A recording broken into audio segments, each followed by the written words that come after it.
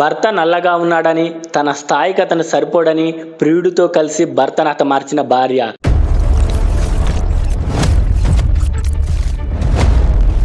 అది మధ్యప్రదేశ్ రాష్ట్రం తార్ జిల్లా. ఏప్రిల్ 7వ తేదీ రాత్రి ఇంట్లో దొంగలు పడ్డారు, నా భర్తను చంపేశారంటూ 25 ఏళ్ల ప్రియాంక పెట్టిన కేకలకు చుట్టుపక్కన వాళ్ళు, ఆ తర్వాత పోలీసులు అక్కడికి చేరుకున్నారు. పైకి చూస్తే నిజంగానే ఎవరో దుండగులొచ్చి దోపిడీ చేసి అడ్డు వచ్చిన ఆమె భర్త 27 ఏళ్ల దేవకృష్ణను చంపేసి వెళ్ళినట్టుగానే ఉంది. కానీ పోలీసుల కన్ను సాధారణ మనుషుల్లా చూడదు కదా. క్రైమ్ బ్రాంచ్ పోలీసులు ఇంట్లోకి అడుగు పెట్టగానే వారికి మొదట అనుమానం వచ్చింది. ఎందుకంటే నిజమైన దొంగలొస్తే వాళ్ళకొక భయం ఉంటుంది, కంగారు ఉంటుంది. బీరువాల వస్తువులు ఇల్లంతా చిందరవందరగా పడేస్తారు. కానీ అక్కడ వస్తువులు కింద పడి ఉన్నాయి, కానీ అందులో కంగారు లేదు. ఎవరో కావాలనే సర్ది పెట్టినట్లుగా ఉన్నాయి. అంతేకాదు, దొంగలు నగలు దోసుకెళ్లడానికి వస్తే ఎదురు తిరిగినప్పుడు మాత్రమే దాడి చేస్తారు. కానీ నిద్రపోతున్న వ్యక్తిని అంత కిరాతకంగా చంపాల్సిన అవసరం దొంగలకేముంటుంది? అక్కడే పోలీసులకు మొదట డౌట్ వచ్చింది. క్రైమ్ సీన్లో దొరికిన అనుమానాలతో పోలీసులు తమ ఫోకస్ను ప్రియాంక వైపు తిప్పారు. ఇక్కడే పోలీసులకు ఒక అద్భుతమైన సైకలాజికల్ ట్రిక్ ప్లే చేశారు. సాధారణంగా కళ్ళ ముందే భర్త దారుణ హత్యకు గురైతే ఏ భార్య అయినా తీవ్రమైన షాక్లో ఉంటుంది. కనీసం మాటలు కూడా సరిగ్గా రావు. ప్రియాంక ఏడుస్తుంది, కానీ ఆమె చెప్పే స్టోరీ మాత్రం ఎక్కడా తడబడకుండా ఒక సినిమా డైలాగ్ లా పర్ఫెక్ట్ గా చెప్తుంది. దొంగలు ఎన్నింటికి వచ్చారు, ఏ డోర్ నుంచి వచ్చారు, తనను ఎలా కట్టేశారు, ఇదంతా చాలా క్లియర్ గా చెప్పింది. ఒక అబద్ధాన్ని పదే పదే ప్రాక్టీస్ చేస్తే తప్ప అలా చెప్పలేరు. పోలీసులు ఆమెను ఒకే ప్రశ్నను రకరకాలుగా అరగంటకు ఒకసారి అడగడం మొదలు పెట్టారు. అప్పుడు మొదలైంది అసలైన తడబాటు. రాత్రి జరిగిన టైమింగ్స్ విషయంలో ప్రియాంక మాటల్లో పొంతన కుదరలేదు. ఇంకా తన మాటలతో లాభం లేదనుకున్న పోలీసులు టెక్నాలజీ అనే బ్రహ్మాస్త్రాన్ని బయటకు తీశారు. అదే CDR అంటే call data record. Priyanka phone తీసుకొని చూస్తే అందులో అంతా నార్మల్గానే ఉంది. కానీ స్మార్ట్ ఫోన్లో కాల్ హిస్టరీ డిలీట్ చేసినంత మాత్రాన పోలీసుల కళ్ళు గప్పలేరు. పోలీసులు నేరుగా టెలికాం ఆపరేటర్ని సంప్రదించి ప్రియాంక నంబర్కు సంబంధించిన గత 6 నెలల కాల్ డేటాను సర్వర్ల నుంచి బయటకు లాగారు. ఆ డేటా చూడగానే పోలీసుల కళ్ళు బైర్లు కమ్మాయి. అందులో కమలేష్ పురోహిత్ అనే నెంబర్కి వందల కొద్ది కాల్స్ ఉన్నాయి.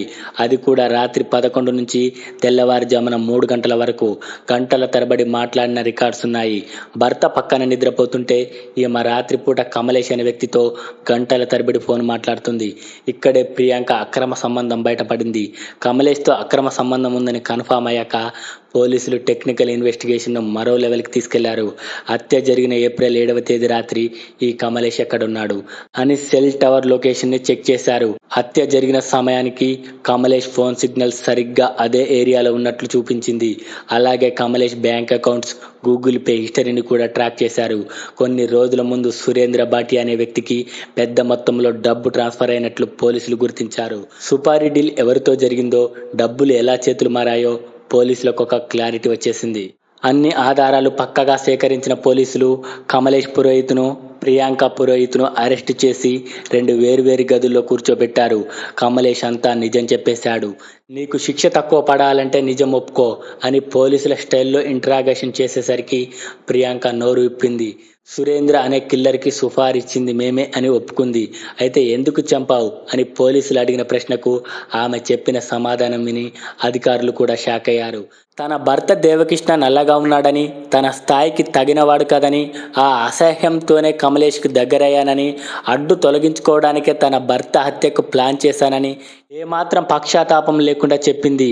చివరికి పోలీసులు అన్ని టెక్నికల్, సైంటిఫిక్ ఆధారాలతో వారిని కోర్టు ముందు నిలబెట్టారు. ఈ కేసును చూస్తుంటే గతంలో వైరల్ అయిన 2 దారుణమైన సంఘటనలు గుర్తొస్తాయి. తెలంగాణలోని నాగర్ కర్నూలు జిల్లాలో జరిగిన స్వాతి సుధాకర్ రెడ్డి కేసు మీకు గుర్తుండే ఉంటుంది.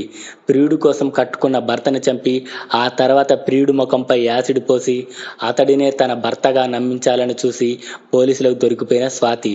అలాగే రీసెంట్గా స్టేటస్ డబ్బులు రాగానే భర్తను వదిలేసిన జ్యోతి మౌర్య లాంటి ఎన్నో కేసులు సోషల్ మీడియాలో చూస్తున్నాం. ఒకప్పుడు వివాహ బంధం అంటే 7 జన్మల అనుబంధం. కానీ ఇప్పుడు బాహ్య సౌందర్యం, డబ్బు, స్టేటస్ మరియు క్షణికావేశంలో పుట్టే అక్రమ సంబంధాల ముందు పెళ్లి అనే బంధం ఒక ఆట బొమ్మలా మారిపోతుంది. కానీ ఈ నేరస్తులు మర్చిపోతున్న ఒకే ఒక్క నిజం: క్రైమ్ నెవర్ ఫేస్. మీరు నేరాన్ని ఎంత పర్ఫెక్ట్గా ప్లాన్ చేసినా, దొంగతనంగా చిత్రీకరించినా, కట్టు కథలు అల్లినా, టెక్నాలజీ మరియు చట్టం కళ్ళు గప్పి ఎవరు తప్పించుకోలేరు. ప్రియాంక దొంగ నాటకం ఒక్క కాల్ డేటాతో ఎలా బద్దలైందో చూశాం కదా. నేరం చేసే శిక్ష తప్పదు. ఈ దారుణమైన ఘటనపై మీ అభిప్రాయాన్ని కామెంట్ చేయండి. నా ఎక్స్ప్లెనేషన్ మీకు నచ్చితే లైక్ చేయండి, షేర్ చేయండి, మన ఛానల్ని సబ్స్క్రైబ్ చేసుకోండి.